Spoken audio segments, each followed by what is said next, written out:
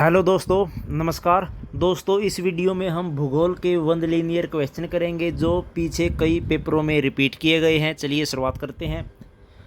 भारत का पेरिस किसे कहा जाता है? जयपुर को भारत का पेरिस कहते हैं। झीलों का नगर किसे कहते हैं? श्रीनगर को। जम्मू कश्मीर की राजधानी श्रीनगर झीलों का नगर कहते हैं। भारत का प्रवेश द्वार क्या है? मुंबई। भारत का प्रवेश द्वार क्या है? मुंबई। भारत का बगीचा किसे कहते हैं? बेंगलोर को, जो कर्नाटक की राजधानी है। मैकमोहन रेखा स्थित है भारत और चीन के बीच में। भारत और चीन के बीच में। भारत का सबसे बड़ा नमक उत्पादक राज्य कौन सा है? गुजरात। सबसे ज़्यादा जो नमक का प्रोडक्शन है कहाँ होता है? गुजरात में।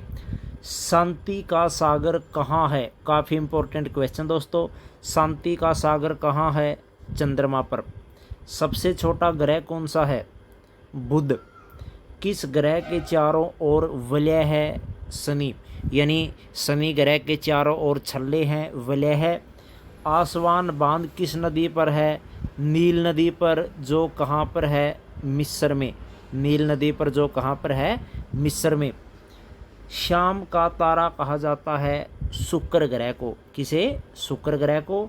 सबसे कम घनत्व वाला ग्रह कौन सा है? शनि। भूगोल का जनक किसे कहा जाता है? हेरोडोटस को। किसे? हेरोडोटस को। दोस्तों, इस क्वेश्चन का जो उत्तर है वो इरेटोस्थनीज भी है। कई बुकों में ये हेरोडोटस है और कई किताबों में इसको इरेटोस्थनीज दिया गया है। सूर्य के सबसे दूर कौन सा ग्रह है? वरुण। क्षेत्रफल की दृष्टि से विश्व का सबसे बड़ा देश कौन सा है? रूस। दुनिया का सबसे बड़ा जो देश है वो रसिया है एरिया की दृष्टि से, और भारत का जो स्थान है वो 7वां है। गंगा नदी को बांग्लादेश में कहा जाता है पद्मा। पद्मा। ब्रह्मपुत्र नदी को बांग्लादेश में कहा जाता है जमुना। याद रखना है दोस्तों, गंगा नदी को पद्मा कहते हैं और ब्रह्मपुत्र नदी को जमुना कहते हैं। किस देश में? बांग्लादेश में। गरसोप्पा जलप्रपात का नया नाम क्या है? महात्मा गांधी जलप्रपात। पृथ्वी की सबसे ऊपरी परत क्या कहलाती है? भूप्रपट्टी, जिसको हम क्रस्ट भी कहते हैं।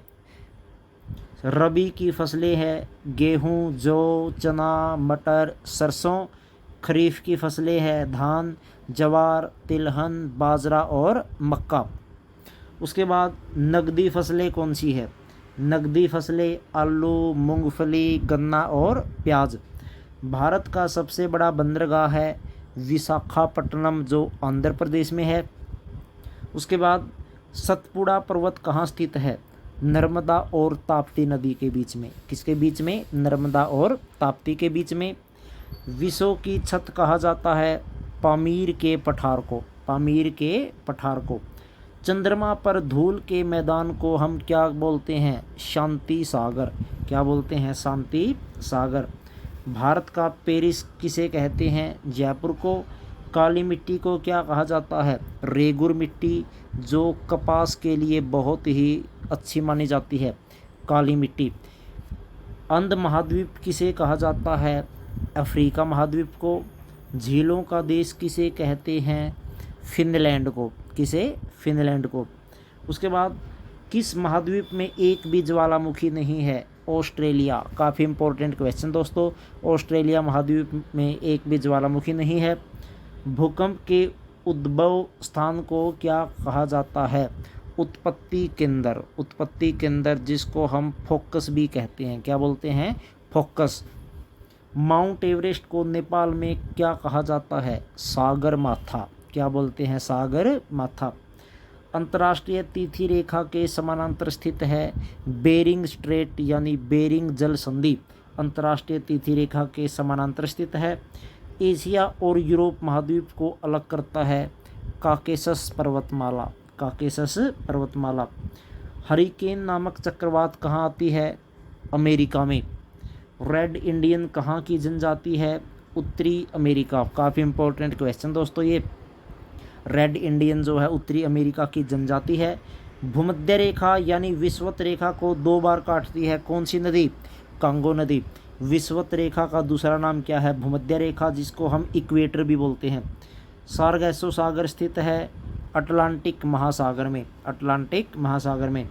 संपूर्ण पृथ्वी पर जल का विस्तार है 3/4 भाग यानी 71%। वायुमंडल में सर्वाधिक गैस कौन सी है? नाइट्रोजन, जिसकी परसेंटेज कितनी है? 78%। वायुयान उड़ान भरता है समतापमंडल में।